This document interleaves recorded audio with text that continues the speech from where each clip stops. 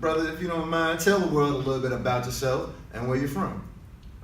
Short version or just how you want it. Just explain it to the best, any way you want to get it. Well, basically, my name is Jarrett Brown. I come from North Lawndale, born and raised.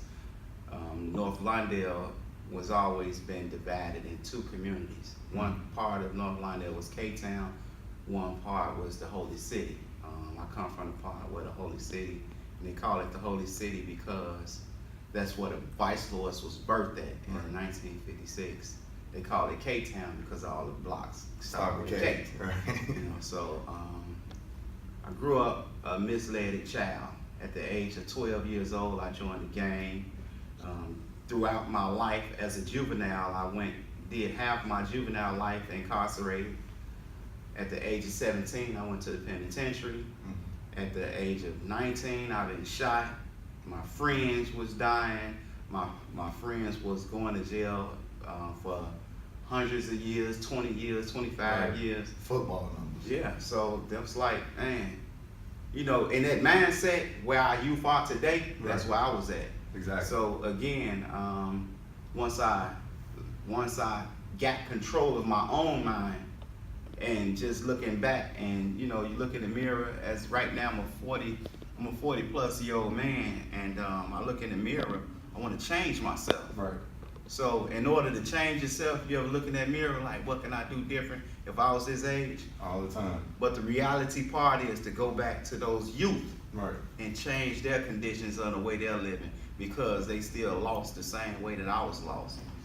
That's something that you touched on something that once I got in my mind, and that's something that I realized a lot of people aren't doing, not even just the youth, because there's a lot of people that are older that still aren't thinking like, I need to get my mind straight. There's always, if you see somebody, something's going on with them, they never take responsibility for what's happening. And I feel like that's a big part of changing your mindset on things too. You have to start accepting accountability and responsibility for your actions. Because some of us are born leaders, some of us are born followers.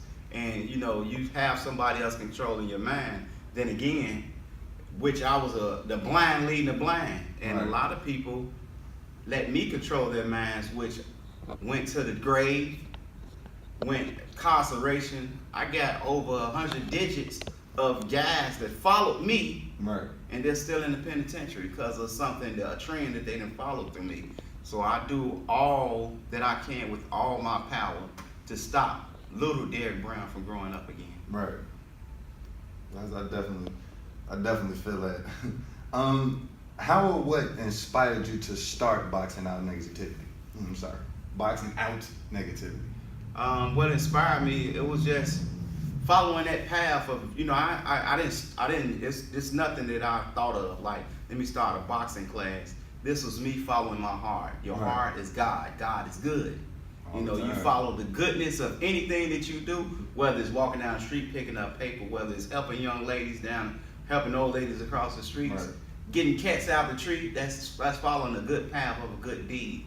And me seeing a bunch of youth doing a lot of reckless stuff, I just wanted to do something and help them. And what could I help them with? I'll teach y'all how to box. Y'all out here fighting and throwing rocks at cars. Let me show y'all how to do this. But what came with it was a lot of discipline.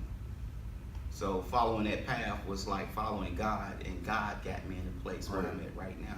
That's beautiful, man. How long has Boxing Out Negativity been a part of North Lawndale, and when did you begin this movement? Boxing Out Negativity been a part of North Lawndale for 8 years right now. I started this in 2010, probably the beginning of 2009, and the impact is phenomenal. It's a second to none organization, but most of all, it's homegrown and it's organic. No funding, no help from people. Started off everything in my pocket, and it's been that way for years.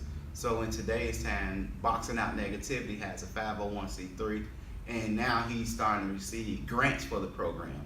So if I was doing this out my pockets, imagine what I'm going to do with some funding. Yeah, definitely. Which, that was my next question, how is it all going to be funded? But you explained that. That's so doggone commendable, brother. I'm telling you, that is very, very commendable. So just get a little bit more personal with you. Who was your favorite boxer? I really don't like boxing, honestly. Really? No. Now that's interesting right there. Yeah, seriously. Boxing is just my piece of. I got the fishing reels, and that's how I hook. I throw that hook out into the sea and grab the baddest wannabes, the baddest gangbangers, or baddest wannabe tough, and they associate that with fighting. But once I get them into this program, they learn discipline, they learn respect, they learn to take care of themselves, they learn to take care of their family, their friends, and community. And the love is something that I want to spread around. I want this is nationwide. I started off as North Lawndale Boxing League, but North Lawndale Boxing League only shielded us to North Lawndale. That's why I went Boxing Out Negativity. Boxing Out Negativity is worldwide, global. See, that's that branding right there. That's that branding. A lot of people don't know nothing about that. That's dope. Was it difficult in the beginning to gather students or teens to participate, considering boxing is a very physical contact sport? It wasn't difficult, and the reason it was because of the caliber of a person that I was in the community. I was Shotgun. That was my nickname in the streets. And that name came with, I was selling drugs in the community. I once ran the community. I gangbanged in the community. I shot people in the community. So Shotgun was a household name, but I had to turn myself from Shotgun because just like a lot of our children in these streets, that was a made up name. And that was a name that I pretended to be. By me putting that name on the street, Shotgun, I had to fulfill the needs of being that person. So that was me being something and somebody that I wasn't. So again, I can identify to guys and children in the community and also the parents. But most of all, from Shotgun, I became Jarrett to who I really am. That's identity crisis. I was just about to say that because a lot of people don't understand the weight that a name holds. Because a lot of times, just like you said, you got that name, so now you got to live up to it. You have to live up to the expectations. And a lot of times, people aren't ready for the mantles that are bestowed upon them. So for you to be able to see and turn yourself away from out of that, like, this is not who I really am. I'm really there. A human. Exactly. That's definitely. How do youth pay for classes if they have to enroll or sign up? Well, each youth, they are required to pay for these classes. Right now, they don't pay for the summer, but when school starts back, their cash is homework. So how they come to the program, you have to have homework. Homework is cash, because with education is knowledge. Knowledge is the key. Exactly. And how if anyone wants to donate to the organization, how would they go about doing that? Somebody want to donate to the organization, they could go through my Boxing Out Negativity organization. It is boxingoutnegativity.org, or they can also Google North Lawndale Boxing League, and both of those are my website, and I have PayPal. I have PayPal links to they can put money into those links.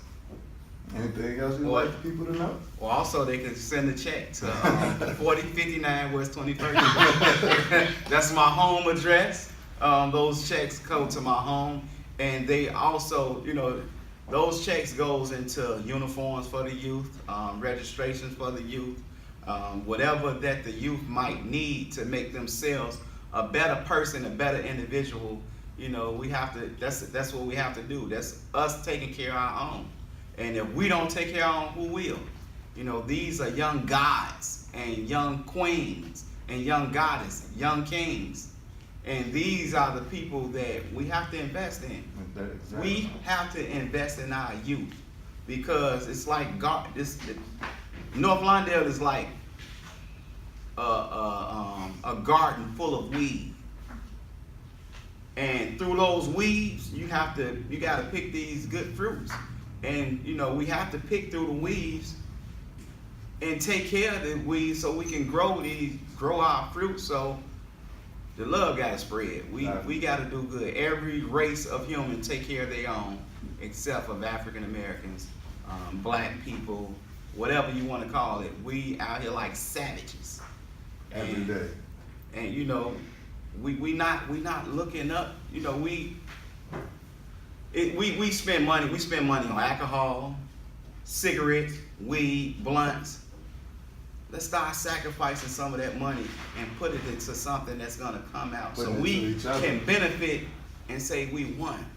We're people. I had a conversation with somebody. I was telling them the African American dollar is the most powerful dollar in the world. We are the world's largest consumers. And look at everything, and we're consumers, not producers. So if we took that money to produce instead of consume, think about how much more powerful we could be as a community. So if you might look around, you'll see some of the youth got these North Lawndale boxing leagues on, and that's one of the things that I'm teaching them. You know, we want to wear our own brand. We want to walk around, be our own billboard, and we have to start supporting. It's enough of us out here in this world to wear our own clothes. Yeah, that's definitely the truth. You know, we got to support each other. We got to stop. So meanwhile, I'm out here with a Nike shirt on. You see, I'm out here with a Nike shirt on. We got to support us. Right. We have to start inventing. We have to, you know, they have to be young entrepreneurs, not entrepreneur spenders. Exactly. No, man, we giving, every time we get $1 in our pocket, we buying these new gadgets. So I was just explaining, the kids never seen me with our phone. I just got this phone. But they were so excited. But at the end of the day, I can't stand this phone. Why? What's the purpose? The Android do the exact same thing. We have to do what's comfortable for us, because spending money only damages our pockets. Yeah. It don't allow us. So think if we walking around and we hungry. We could have easily took $600 off this phone and put it in our pocket and saved it for a rainy day. Some food. Somebody told me something, because I do stand-up comedy, and so you know, I'm not a real big into the brands and all that, whatever. The only thing I spend money on is my jeans. I love Levi's. Yeah. Don't know why, but a story about them too. My publicist was telling me you can't dress the way you want to dress and expect to be successful. I never understood it until I sat down with I can't even think of his name right now. I sat down with a big name comic anyway, and he was like, "You funny, but nobody is going to remember you because of how you look." I was like, "What does that mean?" Like, you don't stand out. But I'm funny. Like, why isn't my talent not what's standing out? No, people have to look at you and be able to say you're marketable. Yeah. So we can market you on top of your talent. And I was like, man. So I've been trying to revamp my wardrobe, because for me, conversation. Yeah, it was just basketball shorts and flip flops for me. So I thought that was weird. But I definitely appreciate your vocals bring one thing, but let your presence bring something else. You know, and you see, oh wow. You know, we walk down the street and we might say we hungry. We don't know why, but about a couple of months later, we had seen this McDonald's sign. I'm loving it. Right. The subconscious mind is the most almighty powerful man. Oh man, because you never realize how much stuff you soak in, and we don't pay attention to all the messages that we soak in a day. Yeah. In one day.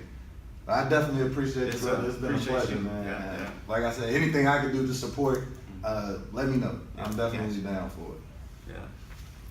That's good. Oh, my bad. Okay.